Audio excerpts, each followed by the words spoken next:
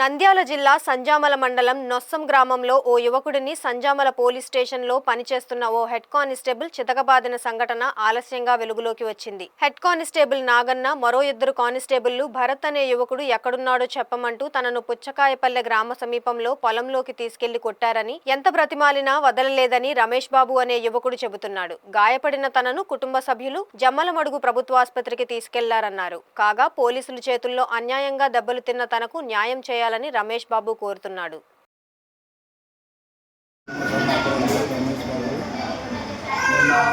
శనివారం రోజు బస్సు కండక్టర్తో భరత్ అనే పిల్లలు గొడవ పడినారు.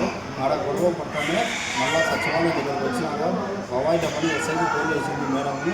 మేడానికి దిబ్బినా నేను నాకు సారీ చెప్పించిన మేడం అంటే మేడం గారు పోయిన సార్తో మేడంతో సారీ చెప్పించాను. మా అబ్బాయితో చెప్పించినాక సచివాలయం సిబ్బంది మల్లికార్జున సార్ కానీ అని అన్నాడు.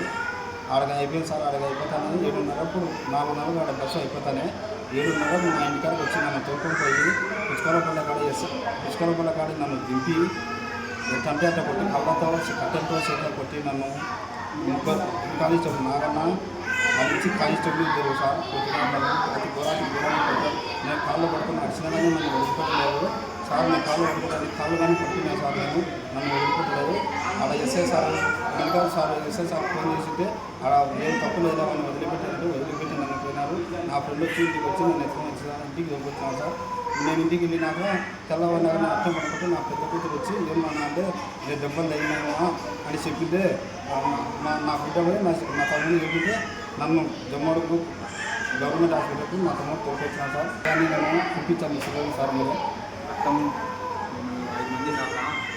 మీరు మొత్తం 5 మంది దాకా మేము రక్తం తాగి మేము గొంతు పోయి రక్తం కుక్కలు పోతానే అంటున్నారు సార్. మేము సార్ ఇంతకుముందు గత సంవత్సరంలో నేను నా తమ్ముడు కొట్టాడంటే దానికి కూడా నన్ను కంటట్టు పెట్టాను సార్. కాళ్ళు చేత బుట్ట కాలుతో పెట్టాను.